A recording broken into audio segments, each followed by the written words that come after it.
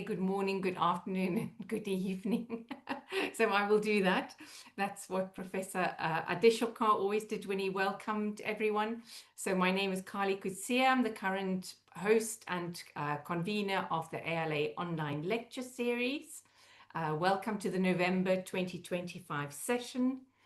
As you know, or as you may not know, the series was started by Professor Akin Adeshokar during the pandemic, and videos of previous events are archived on the ALA's YouTube channel, and you can also find it on the ALA homepage and follow the links. A little bit of housekeeping before I introduce our speaker today. I want to remind you of the deadline for submitting your abstract for the conference. The deadline is 9 December, and details can be found on the ALA website. I'd like to thank Farah Bakari and Lexi Langendorf again for their work behind the scenes, creating the poster, the join link, putting us in the waiting room, and advertising the lecture series.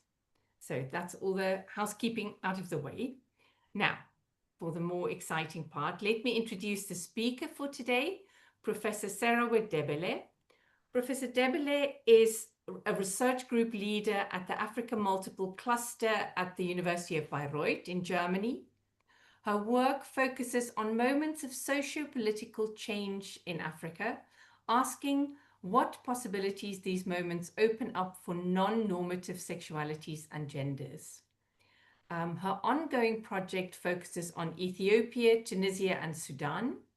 She's the author of the book Locating Politics in Ethiopia's Iricha Ritual, which was a finalist for the Albert Rabuto Book Prize for the best book in African religions.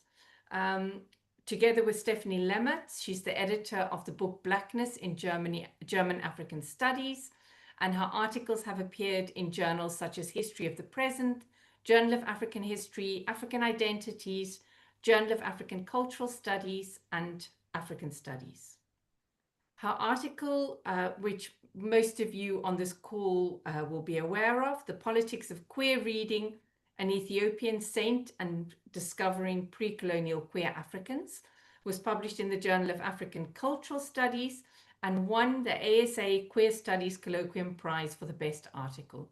So those prizes are being awarded in a few hours' time at the moment, but that was in a previous year. In that article, Professor Debele asks what it means to discover Africans through our or their sexual desires, and how that might shape the way the West knows both women and queer people. Her argument cautions us against interpretations that assimilate people from other times and places into our contemporary ideas of sexuality, thereby inventing a modern subject through a reading that is ahistorical and geographically unspecific. The article explores what Debele calls the benevolent intentions of discovering pre-colonial queer Africans. Professor Debele is currently working on her second book on sex in post-socialist Ethiopia and the politics of sexual freedom, and it has a very thrilling chapter called The Prostitute as Method. And it is from this project that Professor Debele will be presenting material here today. And I wanted to just say one thing about why I invited someone who's not a literary scholar, because literary scholars are always poaching across the border from other disciplines, methodologies, and approaches, and I thought it was about time that we heard from someone who uses literary and cultural studies methodologies, but is not from our discipline. So welcome, a warm welcome to you, Professor Serawit Debele. Thank you. Thank you so very much, Carli, for the invitation. Thank you for the wonderful, beautiful introduction. It's humbling. And thank you all for coming, for joining us today. Good morning, good afternoon, as following up on Carli, and good evening. It's good evening where I am. What I'm going to do this evening is, as Carli mentioned in the introduction, present some selected sections of a chapter that I have written as part of the book that I'm writing currently, or I think I can say that now. I just finished writing. At least I have a book draft that I think can be submitted, so I can say that. So it's one of the chapters in that book, and the title is that, critique as a performance of pleasure, but I'm not going to talk a lot about that, but I'll just say a few words about it. And so as you can see from the one slide we have here, that's the book, Roza, the title of the book itself. Also the protagonist herself is called Roza. It's published in 2006 Ethiopian calendar, which roughly means, 7-8 years difference. 2013-14 in the Gregorian calendar. It has 29 entries. It's heavily autobiographical, but also really reflecting on the social realities of that, the time in which Roza was working as a call girl, or the times also before that when she was a college student and what she has been observing there. Okay, so let's dive in, and I'm going to read my text now. And let me first time myself.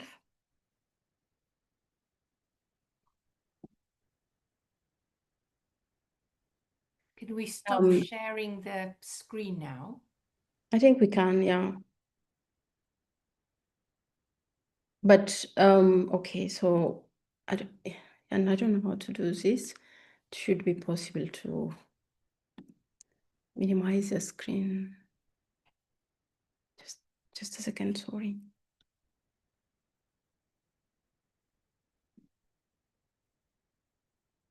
Yeah, I wanted to do that. Okay. Yeah. So yeah, let's go to the text. A cursory look at Amharic newspapers from the time of Haile Selassie to the socialist regime suffices to attest to the sex workers' depiction as a national enigma that calls for both government intervention and social action. While the notion of a social problem was dominant during the two regimes, the 2000s and also really the 1990s introduced a more complex, so still morally laden representational nodes and perspectives.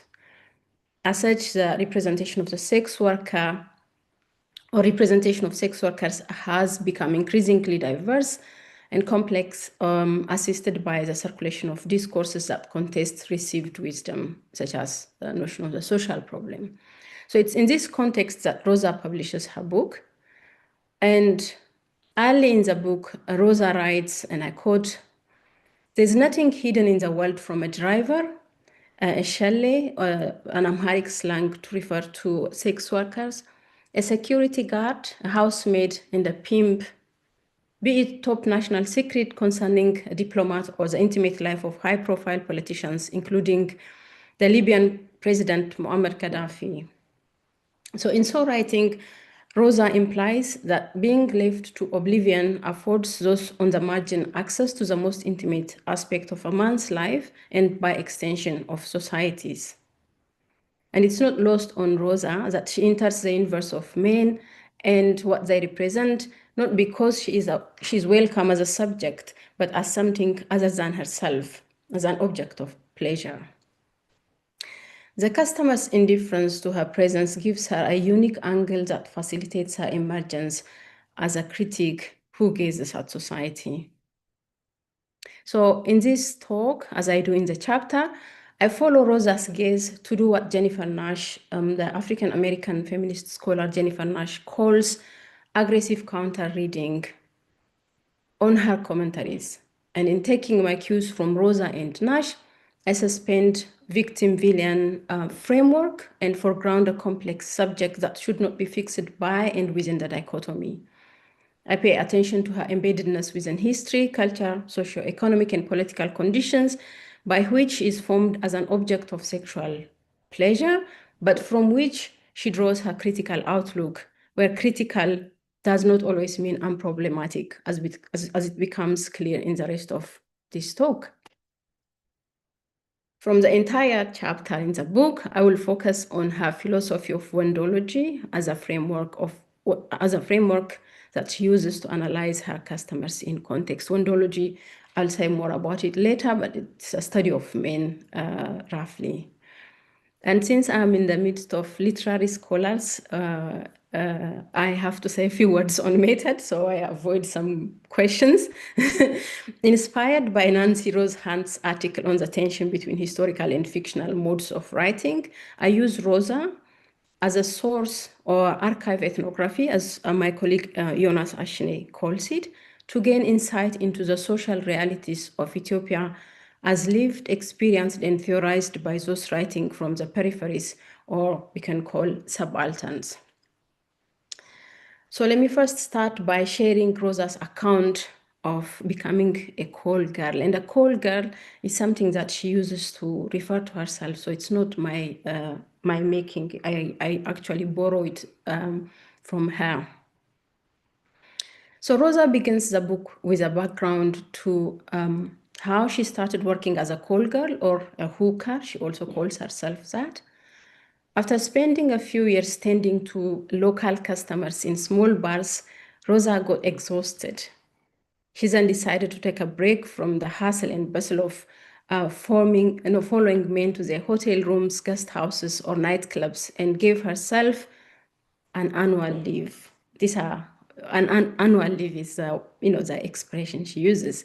And it was during her leave that she got a call from an old friend who proposed to introduce her to Usman, the most well-known pimp in town. Roza was a bit hesitant at the beginning when her friend offered to introduce her to Usman, but her friend enticed her with the prospect of becoming a call girl and do a highly sophisticated transactional sex. These are words of her friend. And her friend added, and I quote, "Once you become a call girl, you do not transact in local currency. Call girls have earned the right to say that Ethiopian birr, or the Ethiopian currency, stinks. They accept payment only in foreign currency. It also means that you do not go out with shabby Habesha men, Ethiopian men. A call girl plays with dollar, euro, pound, real, dinar, and dirham." End of quote. Excited, Roza agrees to meet Usman the pimp. This friend told, but before the meeting happens, this friend tells her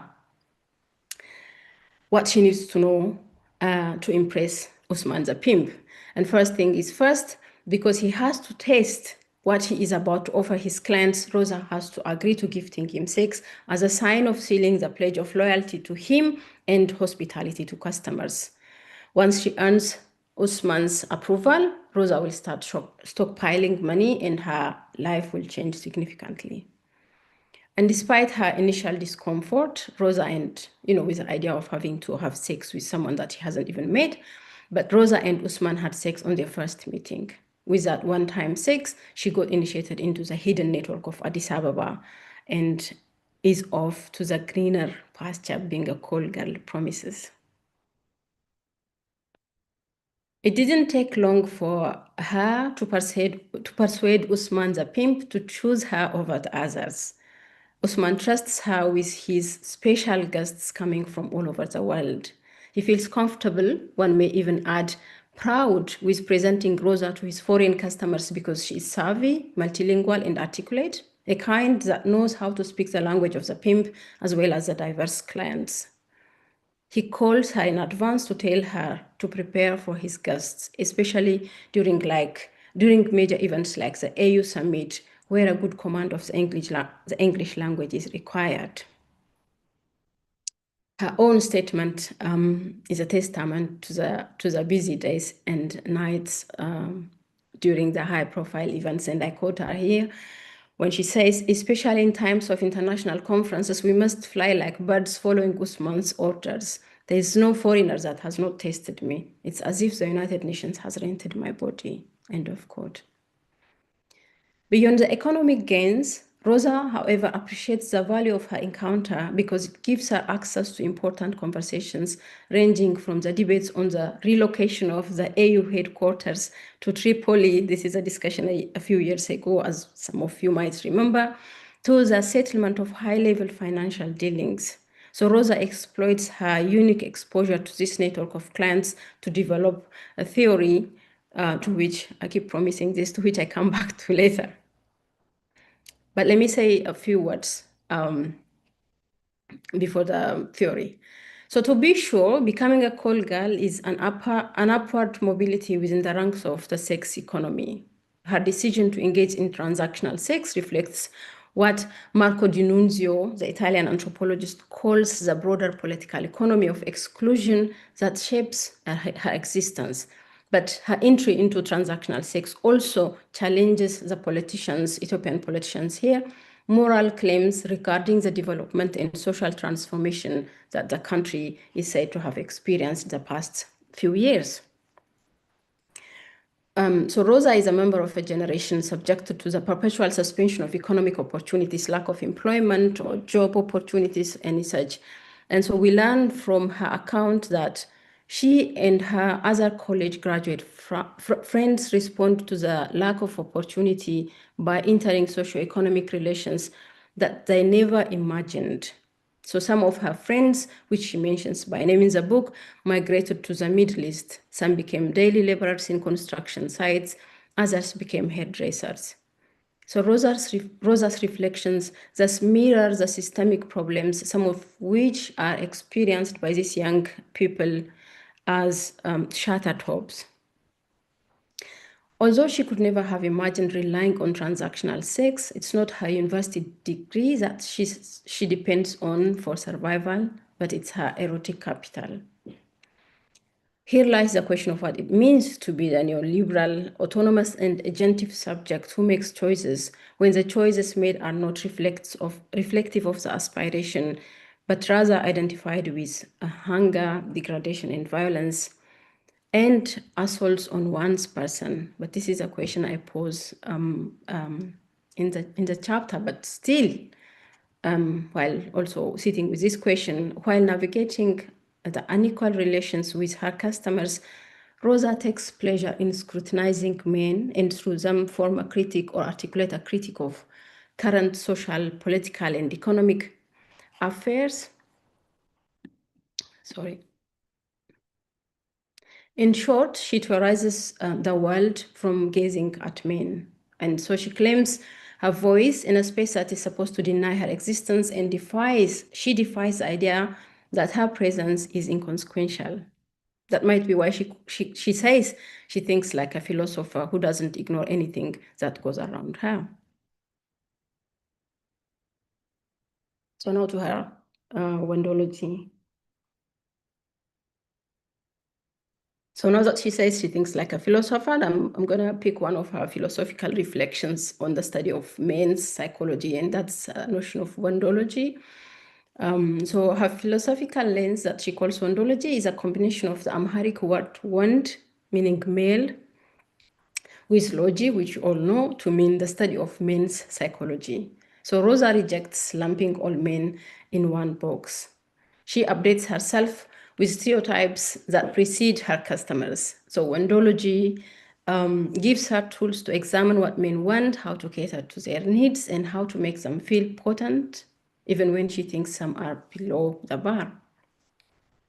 The main pillar of wondology is to understand that, I quote, men come to Shele's because they want to prove their masculinity and sexual prowess, not because Shele's have a body that's soaked in honey that attracts them like bees, end of quote.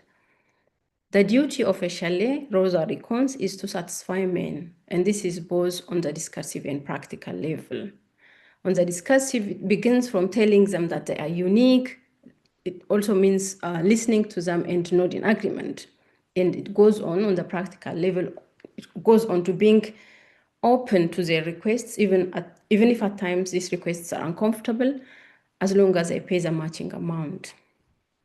So equipped with this notion, Roza renders an ideal service beyond the physicality of sex, which are such as boosting a man's sense of importance and virility. So theorizing men through wondology sets Roza apart from other call girls and sex workers broadly. And she knows this, that she's different from the rest, because her clients tell her that she is different from other Ethiopian women. And she says, I quote, I know why they say that. I know why the men, the clients, the foreign clients especially say that. It's because they are disarmed by my composure, attention, and practical skills, end of quote. So through full presence, including her undivided attention, she produces herself as a subject, deconstructing the perception on the other side that she's a mere object of pleasure. So there is a symbolic, material, and psychosocial implication of ontology, which we can unpack by zooming in on how Roza deploys her sexuality to command the world of men. So I want to focus on the example of pleasure here as an example. So even though Roza downplays in the book, she actively downplays pleasure from sex, although occasionally she admits that she sometimes enjoys the sex. But Roza takes a lot of pleasure in gazing at men and through them at society. And this is what I call, this is the gaze that I call a performance of pleasure. And then in thinking about the performance of gaze as a performance of pleasure, I come back to Jennifer Nash's aggressive counter reading, which helps me think through the possibility of pleasure under what appear to be unpleasurable and unpleasant circumstances. An aggressive counter reading allows us, I think, to see other generative sides of pleasure in and beyond sexual encounters or other productions for leisure and entertainment. And I think the special issue that came out in 2022, edited by Adejunbe and Olanian, is also a very helpful text. I have benefited from that text a lot in thinking about this pleasure outside. So such a reading praxis, aggressive counter reading praxis, helps us tease out pleasures that are not so obvious, that are not so self-evident, to highlight and name the performances of joy, even if they might be ephemeral. And this practice of reading requires shifting the parameters of reading from in the spirit of Nash's call. It requires shifting the parameter of reading from a preoccupation with the injuries of sex economy, which is an important form of reading, but to an investigation of the ecstasy, like just how people have fun, even as they find themselves in a less ideal mode of existence. So that's what I try to do. And so let me give some empirical examples, if I may say so, of how Roza makes a distinction of men and categorizes them based on their racial and socio-economic status. That's the fun and also like the uncomfortable part of the text. Okay, so there's a category of the locals, and the locals are like a social class, and it's a category of Ethiopian men customers or clients, and it kind of includes the politicians, businessmen, rich and famous people, athletes, artists, and also the people who come from the diaspora. But these people come from different parts of the country, not only from the diaspora and not only from Addis, but they also come from different parts of the country. So that's the category that she's working with now. So even though she likes educated Addis Ababans, so educated Addis Ababans are the first on top of that category. But even though she likes educated Addis Ababans, she also cannot stand their arrogant ways. Their arrogance is so limitless that they get offended when their names are not remembered. And it gets even worse if Shele doesn't tell them that she misses them. So she finds this absurd and silly. And laughable. And then there's men she calls Yekefla Hagar Ligeorge, and it's an Amharic word used mostly derogatorily to refer to any Addis Ababan, especially those who come from smaller towns or the countryside. And she despises this group of men because they are not urbane. No matter how much they spend on her, no matter how affluent they are, she never entertains them because they are unkempt, uncivilized bunch who she has no time for. And she's very explicit about this. Her division of polished versus unrefined others is a microcosm of modern versus tradition as it plays out in the broader civilizational discourse in Ethiopia. So for her, Ethiopians are urbane, only if they are from Addis and a couple of bigger other cities like Hawassa and Redor. Here, urban means modern in a way that has been exposed to a person that has been exposed to Western ways through living in the city and or consuming cultural productions, and of course also through traveling abroad or having lived for some years in any country in the global north. And then comes the white man. Her admiration for Western men and what they represent comes out even more strongly when she starts speaking of her experience with her white customers. So the white man, or her idea of how he would behave, serves as a standard to gauge how she relates to others, the Ethiopians, Africans, African Americans, Asians, and Arab men. The white man is overrepresented as a model of how to be human. I'm thinking through Sylvia Winter's notion. And so that's, there we have like a local translation of Eurocentrism writ large. So the white man is disciplined, he knows what to do with his time and money, he respects boundaries, he's punctual, he doesn't take himself seriously. Conversations happen with him about other things too, apart from, sexualizing the woman. He doesn't like to be taken to expensive places to show off. He keeps a low profile. He's an individualist, but a feminist who respects women. So from her entries, we can see that he is always surprised at how intelligent and cultured Roza is, her language skills, her general knowledge, her mannerisms, and her capacity to hold a conversation for long. So the white man is condescendingly approving of her being, but acutely aware that he has to do something to rescue her from this life of humiliation, but only that she declines such offers of redemption. And there's an example she mentions of an encounter with a Canadian couple who offered to take her and all of that, but I'm not going to get into that. And like the local men, Black customers now, when I say Black here, I'm referring to both African and African American men, are juxtaposed and judged based on how ideal the white man is.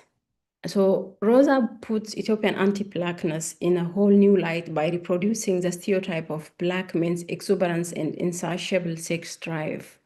The narrative is that whenever, I quote, these African men see full-figured woman, even if she is a nun, they will stalk her. If you don't have a big body, they think you don't have a brain. You have no brain. End of quote.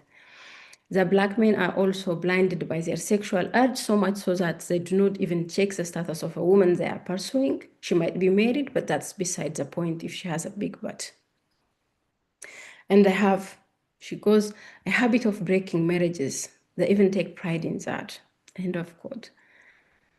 Her contempt for Black men as homewreckers transports the national stereotype and also capitalizes on Ethiopia's problematic relation with the rest of the continent and Blackness in general. The story of superstition and witchcraft also follows some of the African clients. So there's an encounter she writes about a Nigerian client who happens to be a diplomat and who offered to buy her an apartment in Lagos and keep her as a mistress. But part of the reason why she rejected his offer to buy her an apartment is her fear that she might end up being bewitched. And despite her experience with the man, she trusts the stereotype that reduces Africans to such mischief while denying them her own clients that she knows enough individuality. So the African and African American man represents sexual anxiety that's tied to how Ethiopia relates to Blackness. Somehow, the anxiety in the psyche of the white man circulates within the public imagination of Ethiopia to the extent that a Black man is seen as a mere embodiment of extraordinary sexual licentiousness. I'm thinking with Fanon here. And once again, in a country that has a major significance for Black emancipatory imagination, a Black man remains a Black man, a genital, a representative of a beastly sexuality. And this mirrors what Eleni Sentim describes as an Ethiopian reality, or whose legitimacy relies on effacing, I quote, what appears to be too Black. Although Leni says this within the context of knowledge production in the social sciences, it shows that Roza's relationship to Blackness and Black men shows that knowledge production and what mundane public imaginations reflect are mutually constitutive. Roza seems to be convinced that Ethiopians indeed are different to mean, where different means better in their sexual propriety, and that serves as a ground to racialize Black sexuality as an excess. I'm not going to continue talking about other customers. She has a lot to say about customers from the Middle East and from Asia, but I'll skip that and quickly move on to wrapping up. Keeping in mind the structural and systemic roots of the relations she finds herself in, Roza takes pleasure in poking fun and looking down on her clients and the unfair conditions that enable the very exchange. So she does mood mayas. This is an Amharic phrase I'm using that most young urbanites like her use to describe mockery directed at someone or a group of people. The main character of mood mayas is a claim that one is in a better place from which they mock the other.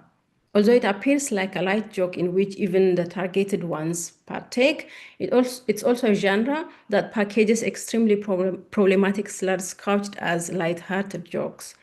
So even though Roza doesn't use a phrase to describe her commentary, a lot of what she says about the people that she encounters on different occasions is an act of mood mayas, considering the work the phrase does in solidifying a distinction between oneself and the other.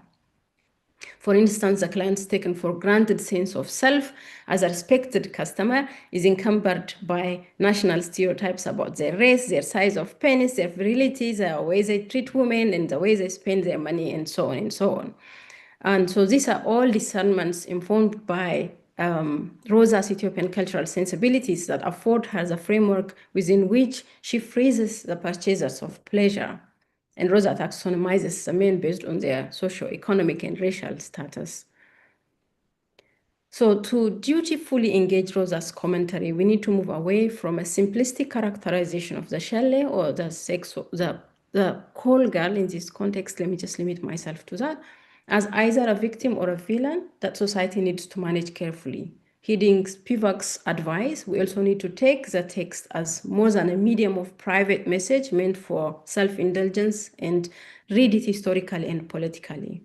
As such, Roza's experience is a window through which we see the truth of the nation and the world, because the making of the history of the nation is part of the personal experience of each of its citizens.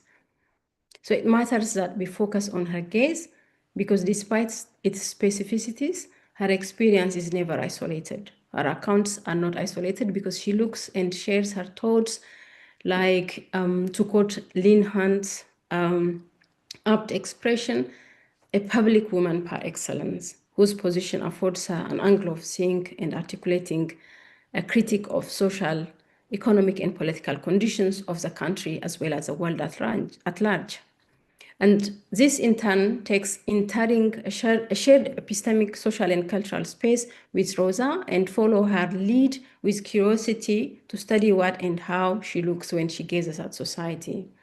Following her lead is crucial to save her from our misreading as a mere victim of circumstances and engage her on her own terms, because in the book, Roza never reveals vulnerability, not to the readers, not to the men, though she does not negate, though this does not negate the objectification central to the context of the sexual transaction. And this reading recognizes her multiple identities beyond that which fixes her to her involvement in the sex economy. So she's a friend, a feminist, a confidant, but above all a critic, as well as a theoretician who takes a jab at society while appending the idea of the sexual car as a social problem. Thank you.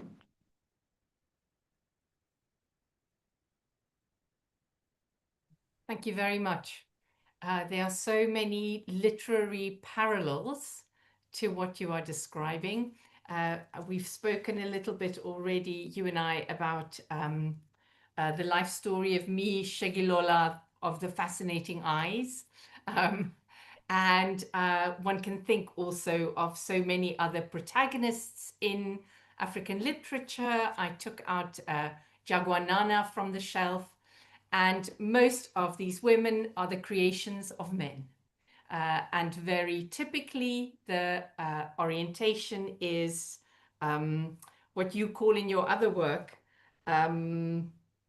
benevolent intentions, an intention to save the woman from this work.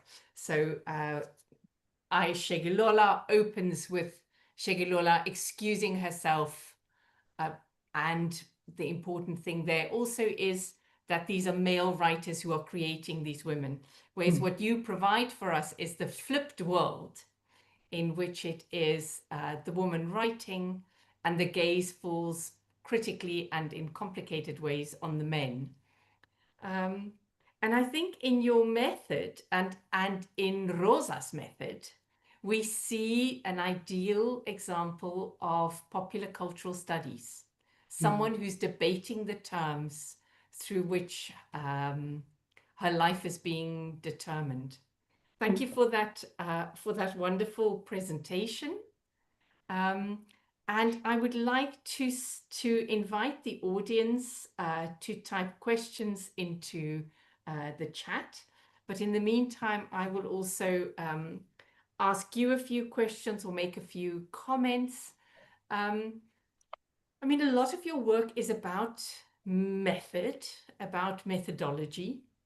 And in your use of this literary text,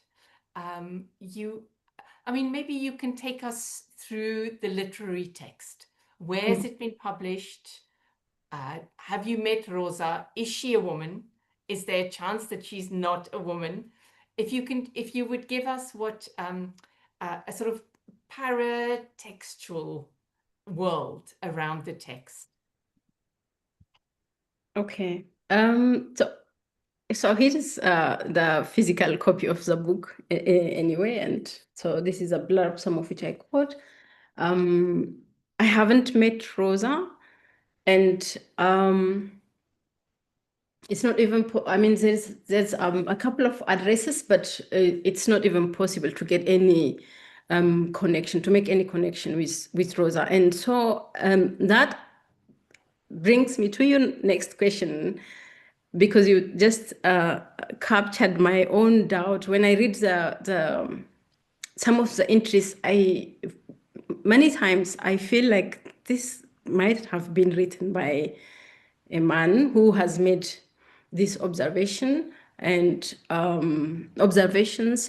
or has a really intimate relationship with a call girl who tells him these stories, and then agrees for him to write, because there's so many reasons that makes me think that a good part of it might have been written by a man. Even the way she relates to other sex workers or fellow call girls is sometimes a bit shocking. She despises them. She's like, they don't even know what they are doing. There's an incident where someone who claims to be a doctor, he's a customer, it's in a bar, this is happening in a bar. And then she saw him having an argument with another sex worker this is before she became a call girl. When she's a call girl, she just gets calls. She doesn't work in a bar. She has a Usman, so he does all of the connections for her.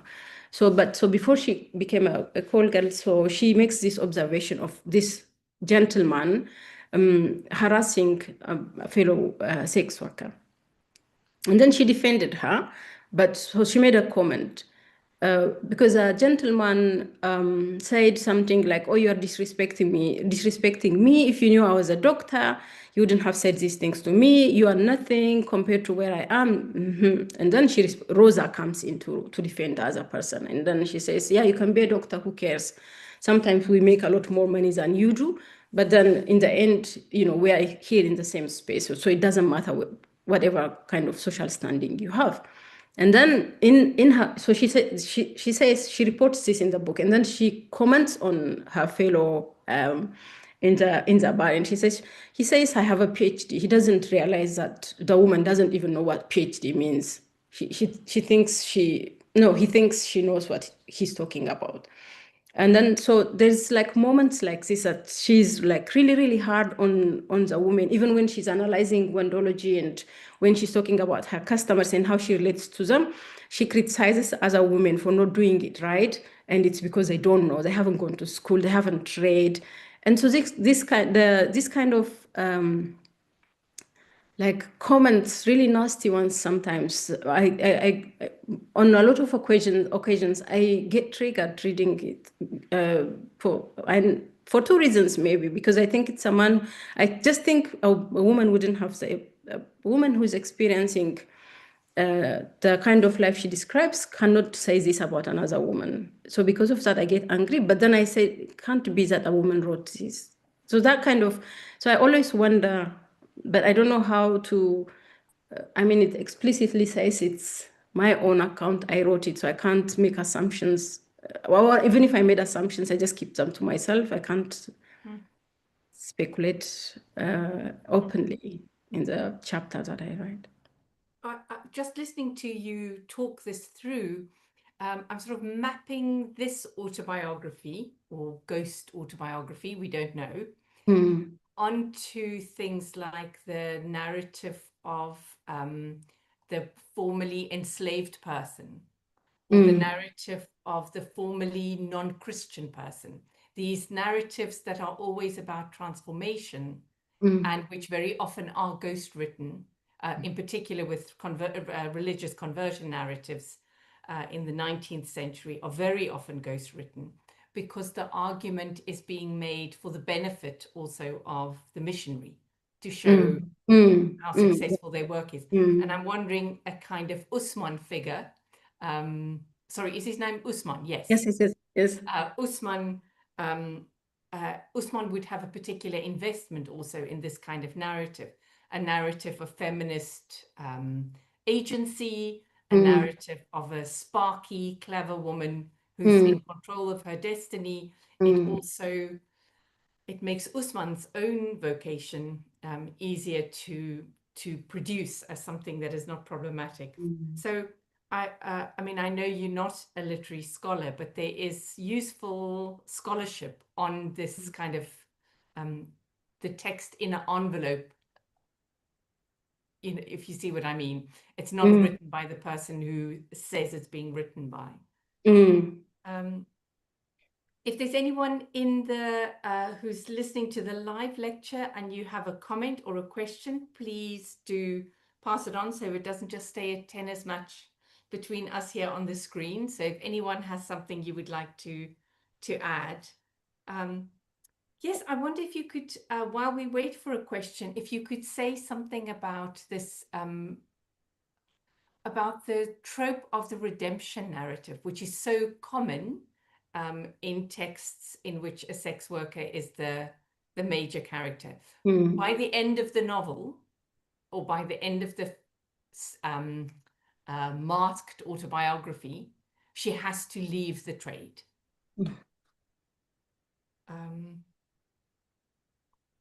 I don't know if that's something that you are able to comment on now. I think there are like two instances about that speak to the question of redemption. That one is the Canadian couple. So they visit Ethiopia, and then so she gets invited into their hotel room. Whatever happened, and in the end, conversation. So they started telling her how they would like to take her to Canada, and it all started with them giving her a lot more money than normal. And so they said to her, we would like to take you to Canada, and you would live a very comfortable life. You don't have to do this and what. But then it's also attached to something. They wanted her to be a surrogate mother. And so she said, "Yeah, no, I'm fine here. I don't want to follow you to Canada. I don't want to be a surrogate mother. But then, in any case, I wouldn't want to leave the country." And so she says, and then she comments on that interaction, and then she says, "I think I'm one of those desperate people who would just pack and go because they offer me this opportunity." And then another one is, so she, in the end, at the end of the book, she talks about freedom, her imagination of what freedom might look like. And so there's this little island, it seems to me when I read it, that's how I read it. And then she also says, yeah, it's an island in the Caribbean. It's called Girl Country. And it's only a place where only women can come to. And there will be like a visa regime and no man would be allowed to come in there. So that's her idea of, also her idea of freedom kind of translated into what it could look like when she imagines it as a place. And so this is what she processes. She's thinking about this girl country and her fascination with it and what. And then as she's thinking about this, as she's trying to articulate this girl country, deep in her thought, a gentleman comes. So this is one of her hangout evenings. She's just in a bar, live music, having a drink alone. It's not a work day. And then pokes her from behind. She was drinking water. She wasn't even drinking alcohol. So he pokes her from behind. And then she doesn't say much, but he becomes her redemption in the end. So girl country as a land of freedom doesn't happen, but she goes away with a man. And in girl country, in her imagination of girl country, she also explicitly states how she dislikes men and how she doesn't want to have anything to do with them except doing what she does with them to get the money. But in the end, they go away together. So that's something that one can play with in terms of thinking about freedom and what means. She does think about freedom, but then, or redemption, if you want to call it that, but then somehow it's limited by a certain gentleman coming to take her away and rescue her from this life. Exactly. So the rescue narrative. Yeah. The rescue narrative is the opposite of girl country. It becomes the opposite of girl country is like really a radical imagination of freedom, right? And so we are there, and then like you are sitting with that and trying to think with that, but then suddenly this man disrupts that radical imagination, but she doesn't, and then it's very unlike her, right? So she's usually resistant towards this kind of intervention, and she's always critical of men trying to talk to her when she's not at work, or if they are not her friends. But she indulges him, and then they go together. So that radical imagination is now sort of disrupted by the rescuer that happens to be that which she's critical of. So there's a question in the chat that relates to this quite directly, and it's from Moradewin Adejunmubi. Says, you refer to Roza as a feminist. So in what way does Roza explicate her feminism? Since you mentioned she considers herself a feminist, is the fact of articulating windology what makes her a feminist? Or, so if you can maybe talk us through how the text presents a feminist agency-rich life. So this is a part, I think I should have either added a little more material to, or I think this one is a part that's skipped into the text that I read today, but there's a section where, so she becomes a feminist in that moment, for example, where I describe the doctor harassing the sex worker, and then she comes in to defend her and then stops the mom, but the feminism gets complicated there because then we see her kind of mood mares on. Yes, true, very much. Reading the follow-up question. Yes, I'm reading. Yes, who dislikes and despises other women. Yes, so but the feminism comes out very strongly, and it's yes, I mean precisely. So it comes out really strongly in relation to the figure of the Arab woman, because there's a lot that she says about men from the Arab world. And then so she becomes this feminist and patriotic Ethiopian when it comes to thoughts about how Ethiopian domestic workers are treated in the Middle East, and how the Arab men come to Ethiopia to also, like, it's a story of social reproduction and sexuality in many ways. But so the Arab men come to Ethiopia over the weekend because they are rich, they can afford, they can come, and there's a lot of freedom in Ethiopia. Nothing stops them from doing whatever they want to do, something that they couldn't have done in their countries. And then so there is this two-way playing with the idea of, so on one hand, she's a feminist when it comes to defending or speaking for and about the domestic workers.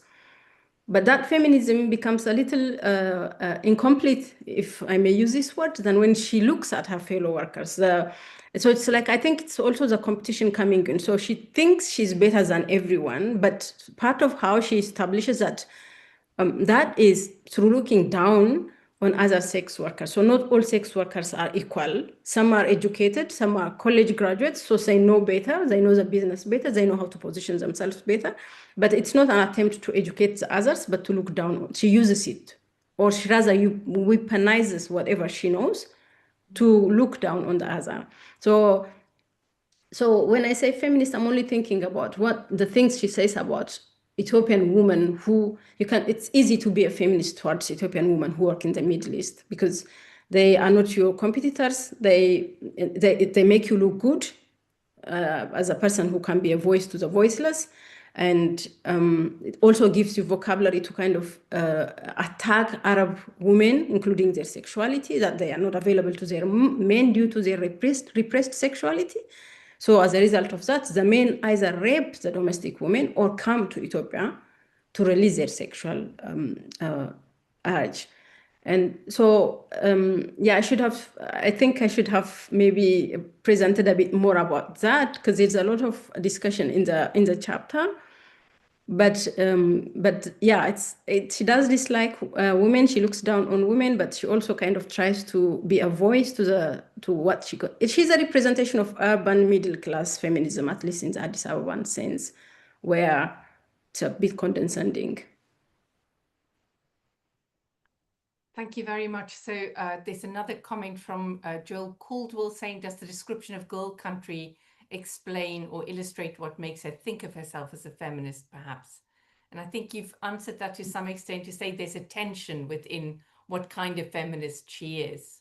Very much. We can't take her feminism lightly. I didn't do a good job of presenting that.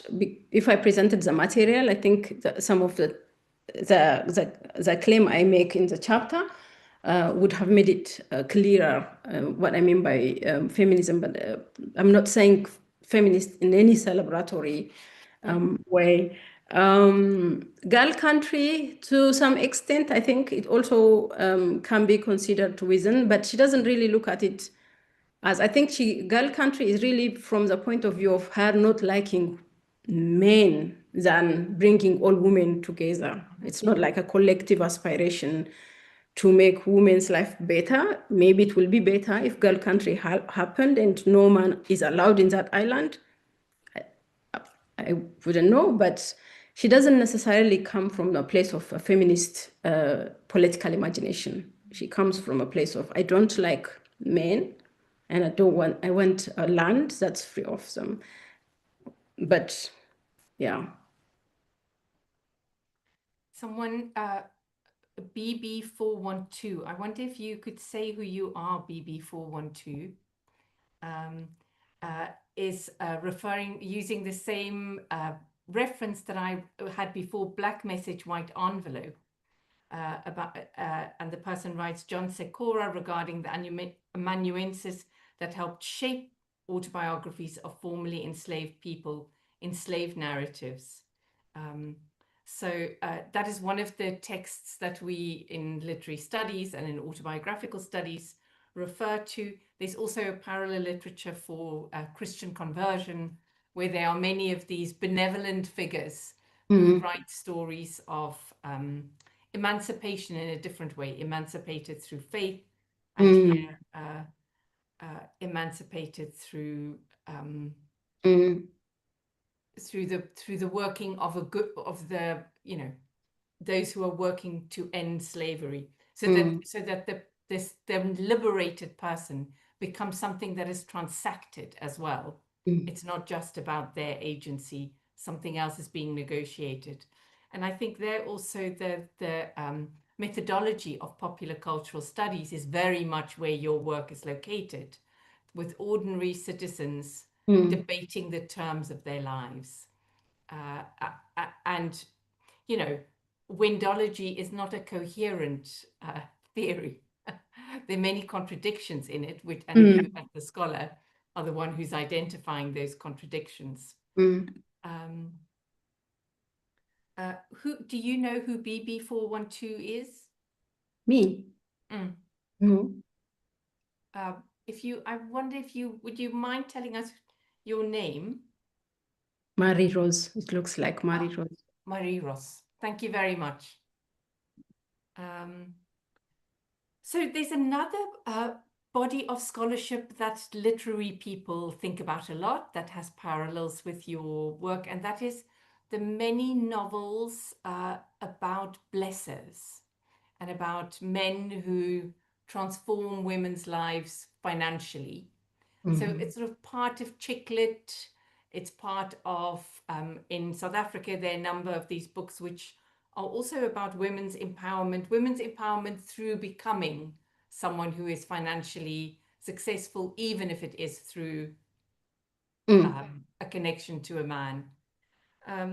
So I wonder if you could say something to us about what else is happening in Ethiopian literature.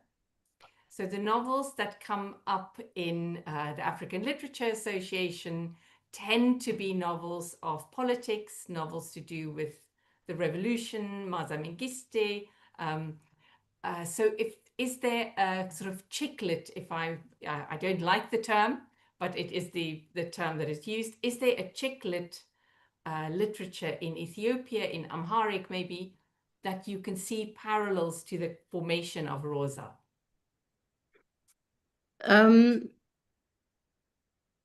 Yes, there is, but I think so one of the problems is that most of these chiclets are written in Amharic, and so they're always limited to the local readership. But within the local readership itself, then there's an urban elite that looks at itself a certain particular way, that would rather read novels that are I don't know but for the lack of a good word, more dealing with more serious subjects. Not scandal, or not like romance. So there's a readership that's defined by what they read, and so the romance novels or the kind of texts that I mobilize to do my writing are not typically everyone's cup of tea. It's like music as well, like popular culture in general, the kind of Ethiopian cinema or films produced in Ethiopia in Amharic. There's always a statement attached to watching them. You are better off, or you are saying something about yourself, your class position in watching Western movies. And then it's always like most times you become an object of mood mayors also yourself if you watch Amharic movies, for example. So if you read Amharic romance novels, the same. It has to have like some serious agenda, such as politics or history. And even when it's history, it has to be about the revolution. It's like extremely masculine I think. But I think in my view, maybe this speaks to broader scholarship within African studies, but also in the Ethiopian context. And what happens is when you are picking a topic such as, gender or sexuality to pick if you pick the novel to look at this, for example, then it becomes pigeonholed, right? So one doesn't really go to the history of women to analyze the 1974 revolution because there isn't much to be said there. The women were cooking or they were just being fashionistas, right? So you have to decide to go out and be bold to mobilize sex or gender or sexuality to say no, there is more that can be said about the broader political history of the country, the broader social history of the country, the broader, history of capitalism in Ethiopia, or history of violence, history of empire. There is so much that can be said in looking at the country through the prism of sex. So it's also like connected in how scholarship unfolds. What is read in the local, in the everyday, in the mundane, what's watched, what's listened to is very much connected to then how we do our scholarship. And I don't know if I'm making sense, but I think I can better write about this than I can talk. But that's No, also no, just you are absolutely making sense. And I yeah. just wanted to make a comment also about Roza, or Roza, the figure, the literary figure. We don't know if it's an autobiographical text, but Roza as a multilingual, someone who works in many currencies, many languages, and that is key to the kind of figure who's being created. She's not Mm, Amharic Shele. She's mm. a global, She's a global, global citizen. yeah. Mm, Uh, which I think is a very interesting component of the text that you are working with. mm. Um, I don't know if there are any other questions that people have or comments.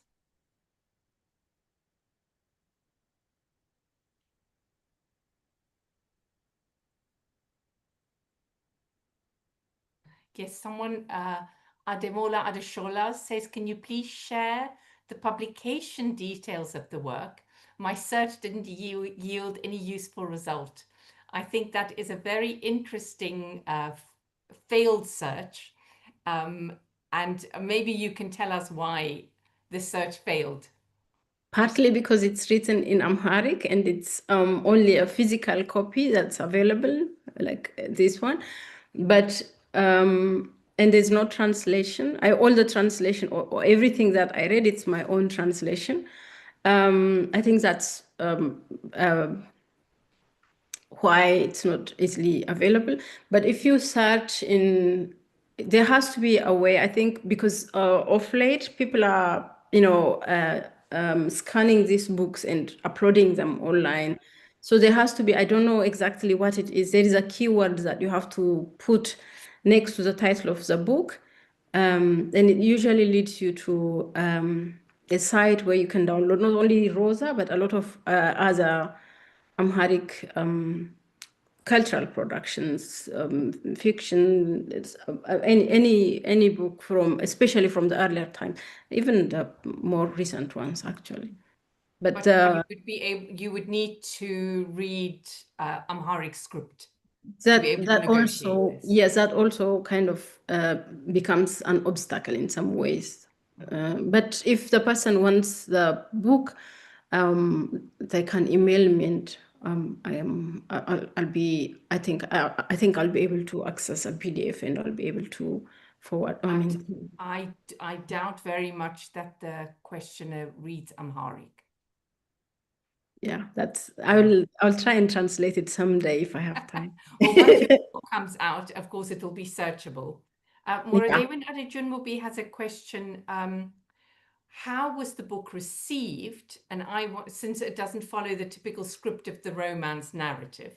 So in terms of genre, it's not a romance. Mm-mm. How was it received? And I want to add to that also, where did you buy your copy? I thought you got it from Roza, but it sounds like you didn't.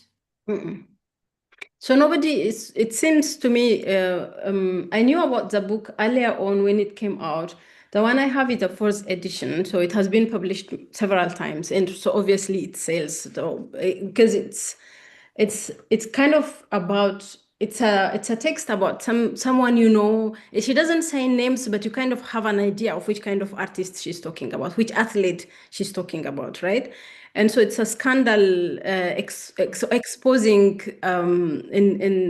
exposing a certain someone that you can speculate who that person is. And so because of that, one of the texts, Carli, I work with the in the in the prostitute as method is like a graphic pornographic sex life in one of the red light districts, and it sold like hot cake. Many editions came out soon after its first release.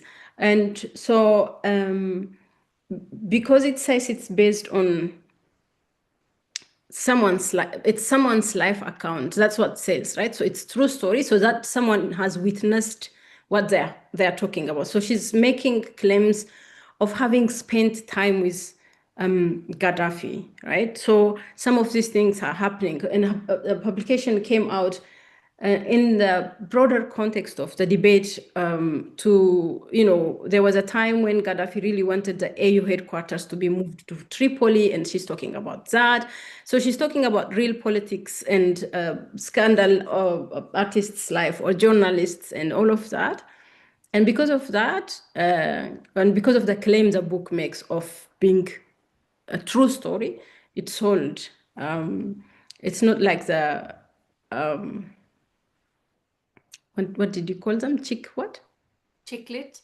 It's like the chiclets. This one kind of gathered people around it from different social classes. I think some people might have even thought, oh my God, maybe she mentioned my name. I don't know, but I'm just, it's a speculation. But so that the claim of being real made it attractive, the same as other text. And was it published at once in one volume? It didn't come out in different chapters in a newspaper or gradually released? No. It's at once. At once. Yeah. Someone else, Joel Caldwell asks, are you getting your translation published? Yes, it will. I mean, so the bits that I work with in the book, hopefully some of it will come out at least, because I quote her, but I haven't translated the entire book. Did you say it's 29 short chapters? Yeah, really, the book is small, as you can see. Yeah, so I choose. So I focus on themes like, for example, on the question of race, anti-blackness, and everything. So the comments can be scattered in each entry. So I pick one section from there and then put it together and try to make build a body of something, some argument. Same with feminism. So one section she talks about how she has a problem with the Arab woman, and then at others she kind of sympathizes with their repressed sexuality. And then there is a section where she's defending sex workers, but then there is also the section, these are scattered in different sections, but thematically it kind of brings them together under one section and build an argument. So that's the kind of translation that I do, whatever serves a certain kind of argument that I'm trying to build. Then I dwell on that section and spend a little more time on it, read it closely. And so Joel's doing a pitch saying there's a new University of Georgia Press series publishing translations thanks to ALA members Chris Umar and Alexander Fief or Fife. Should you want to publish the entire book? There's another issue which concerns and preoccupies literary scholars, and that is the question of anonymity and why a book will be published anonymously. I can see for Roza's career how important it is for her to be anonymous if it is written by Roza or the person called Roza. But also to go back to the question of the black letter, white envelope, black message, white envelope, or just generally, like authors like Elena Ferrante, who Mm, build the prestige of their identity actually around their anonymity. So anonymity can also become a way of courting controversy, stoking debate, a little bit different from how social media would do it, where the person who's exposing will be named and will be a mm, face. So the question of the anonymity, even disregarding who the real writer is, if mm, there even is such a single person, is also something that, mm. books have been written about in African literature. I'm thinking of Stephanie Newell's work on anonymity, for example. And then, so many of the newspapers, especially literary scholars working on the early histories of Nigerian literature, newspaper men are Mm, central to that history, very often writing under pseudonyms or mm. fake names or anonymously.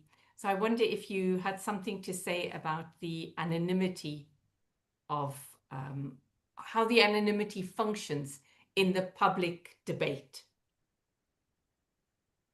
I mean, so I am not a literary scholar, and I don't know if I can say much about that, but I can see the work it does, anonymity does. But I think, I mean, in Rosa's case, so she has a name, so it is not anonymous in that sense, where we have Rosa Idnakacho. There's a full name of someone who claims to have written the book. But there are, so I work with other texts. So, and from the earlier years of the 1990s, there was like this massive explosion of erotic publications in Ethiopia. And so I call those people the anonymous and the not so anonymous. I call them sexperts. I mean, it's not my coinage, but I deploy that language. And so a lot of the discussions, the tips that they give, are not, they actually make it very obvious. So Ethiopian names have a certain way, every name has a meaning. So my name, for example, means army. So it can easily be anonymous. You can only just, you can write this, you can create a name that doesn't mean anything or that's meaningful, but that doesn't necessarily stand for a person's name. So it could be like, to just imagine like it could be like pen first name, glass family name, pen glass. Imagine something like that in Amharic, So, and then there's that, but then there's actual names, like conventionally understood actual people's names. But it's very, very clear that most of them are anonymous contributors. Anonymous contributors on sex, describing and giving like detailed account of how to do good sex so that they can, achieve pleasure and that. And I could see there, because the topic is also like really sensitive, so we don't talk about sex, educating the nation through the language of sex out in the public. You have to hide yourself because there was a very strong backlash at the time, even just because of those magazines and newspapers that were published, and no particular person was attached to those publications. But still, Addis Ababa women came out in their numbers to demonstrate against and demand the government to ban these publications and productions, right? So anonymity did like a significant work in terms of transforming a certain discursive environment from not talking about sex publicly to obsessively talking about sex as if it's a national agenda, just like the question of, anything, gender equality or something. And so I could see, but I don't know if this answers the question, or I don't know if there's like a specifically, like, technical definition of anonymity within the literary studies about which I don't know much. So I don't know, but I can see the work, like a really productive work in terms of like really shaping discourses and creating a certain, body of discussion within a country that tends to be more conservative about sexual pleasure in the most graphic and explicit possible way. You can't say that with your own real name. I just also brought these two books Yeah. By Sahid Aderinto and Louise White, Yeah. both of whom write about, I'm sure you use their work, but just write about the state's investment also in sex. So there are two questions. The one is from Moradewin Adejurmubi to say the forthcoming issue of Journal of African Literature Association examines several instances of using anonymity online to write erotic narratives in African languages. I don't see it. Do I see it? Very interesting. Yes, I can. So that will be, when it comes out, I will alert you to it. Okay, thank you. And then there's another question from Terem, the Ethiopian politician, and now please forgive my Amharic pronunciation, Andargachev Tsige, faced fierce criticism from his peers for writing about his encounters and those of his friends, some of whom became government ministers, with sex workers in his memoir of the revolution. I'm imagining 1974. One of the criticisms was that he should just focus on writing about politics. And he said the subject was extremely relevant to politics, especially to the revolution. I'm thinking here also of Semene Hayele's argument about how central the prostitutes were to the 1974 revolution.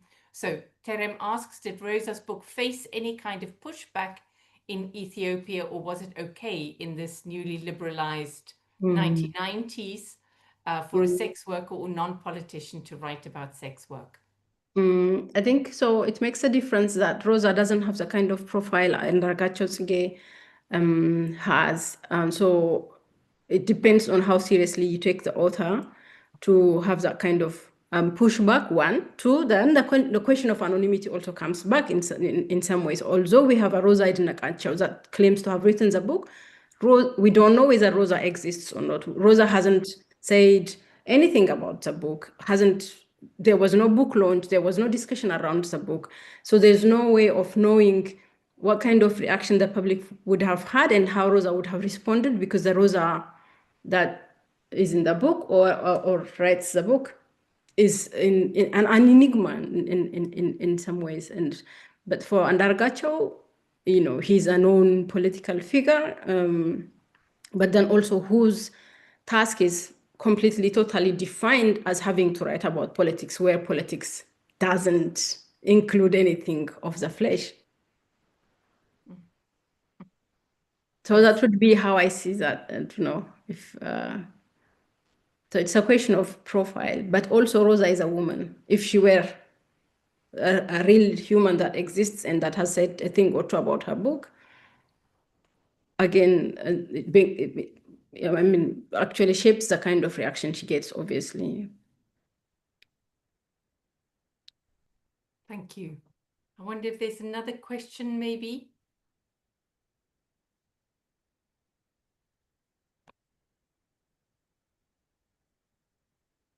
Does it matter if Roza is a man?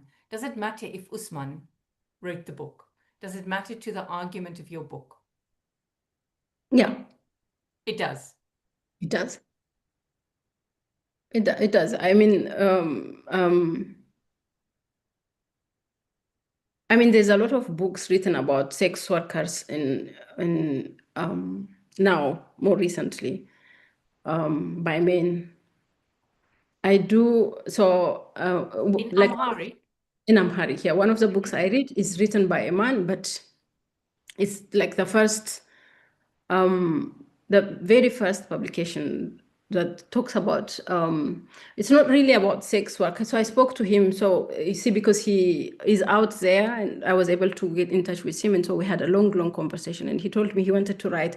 The book wasn't read in Ethiopia. The book wasn't read about as being about the life of the plight of sex workers. It wasn't read like that. It represented everyone's sexual fantasy. And so that's an interesting question to think about when a man writes about prostitution or when a man writes about sex work. after having done what looks like ethnography, because he spent a lot of time with the prostitutes, also as a customer himself, not only just observing. And but so the angle obviously has influenced the readership. And I spoke to people who read my generation and, a generation that was earlier. And nobody read it like the plight of the prostitute, but he wanted it to be read like that.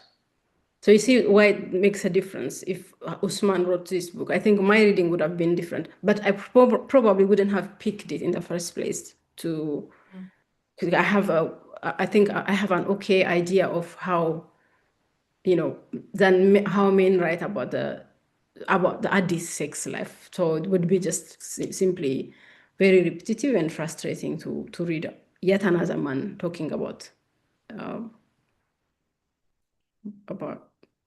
Maybe we can come back to, maybe as a final question, if there aren't other questions from the audience, to come back to the question of freedom, agency, liberation, redemption. If we say that so many of the narratives about sex workers, about female sex workers, are a redemption fantasy in some way, being liberated from that life. What is your argument, not Rosa's argument, but what would your argument be about what freedom would look like for the argument of your book?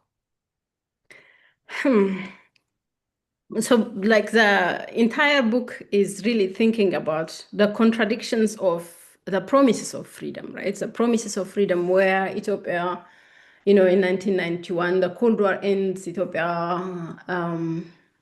Ethiopia's political and ideological positioning shifts completely because Ethiopia was a socialist country, 1991, end of Cold War, liberal democracy, multi-party system, and the promises that are attached to it, including liberal freedom with certain rights and privileges to the citizens. But then there's a massive economic shift that comes with it.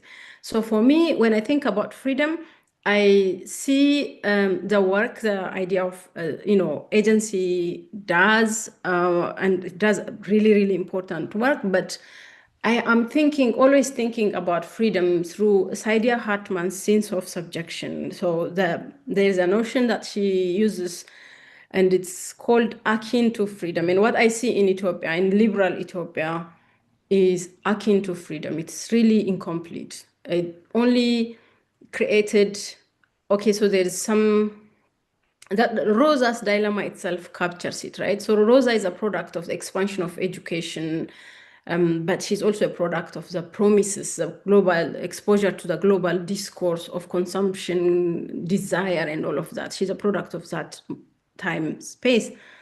But then when it comes to fulfilling her aspiration, there is no material condition that assists the aspiration. So she is an agentive subject in the sense that she can choose to go to college, she can be educated, she's like empowered, and all of that. But her empowerment is always limited because she doesn't have a job opportunity. There's no factories, there's no material well-being of the society. The policy, consumer capitalism didn't give us a production economy. It took away whatever was available in terms of factories. There was privatization, market economy, and a lot of disenfranchisement, right? So in that context, what does it mean to talk about liberal freedom, where people are told you are free to insult the government? What's the point of insulting the government if it doesn't translate into a job opportunity? So what is the point of saying I don't like this government? And so you are given the opportunities, a space to create. So it's like a bit, so when Saidiya Hartman talks about this akin to freedom, she's thinking through it through the lens, a Marxian lens, where she's like, okay, on one hand, you are given freedom, emancipation. She's in the context of, it's emancipation. On one hand, the enslaved are given freedom, but then they're also given the free hand, nothing to their names. So what is freedom in this context? That's the kind of grappling I have with freedom. So I don't have a celebratory notion of liberalism, in a sense of liberalism and what it makes possible, because I just don't. It's also like it's a bodily reaction I have to that notion, because I know people are suffering, but they are told they are free. So that's the angry response. Thank you. Thank you to end. Oh, we end on a much heavier note. You know, there's a way in which reading Roza's text, it is kind of lighter because her tone, or the way you present it, the tone is light. It's agency rich. Her Yeah. life sounds even fun. You can imagine her coming to the African Literature Conference, but then what you point out is that it's interpolated in this much darker structures. Yeah, she can't book her And flight to come to the ALA conference. exactly. It's about lack of opportunity, not about opportunity. Thank you very much, Professor Debele, for a wonderful and lively presentation. That was really fantastic. Thank you so much for your time and for coming to talk to us about this text. Thank you. Thank you for having me. I mean, it's a bit intimidating to be in the midst of literary scholars. I don't know. So hopefully it means I had several amazing questions. So it means I have made sense, and I just walk away with that understanding that I have made sense and I've achieved. You have. Thank you for having me. Thank you so very much. I'm grateful, and I'm going to think, then sit with the questions and the comments, and it makes the chapter even better. Thank you. Thank you very much. Thank you for coming, and thank you everyone for coming. And please be inspired to go and write your abstract for the conference and send it in. We hope to see you at the ALA conference in 2026. Thank you, Serawit. Good night. Good night. Thank you, Lexi, for holding the fort. Of course.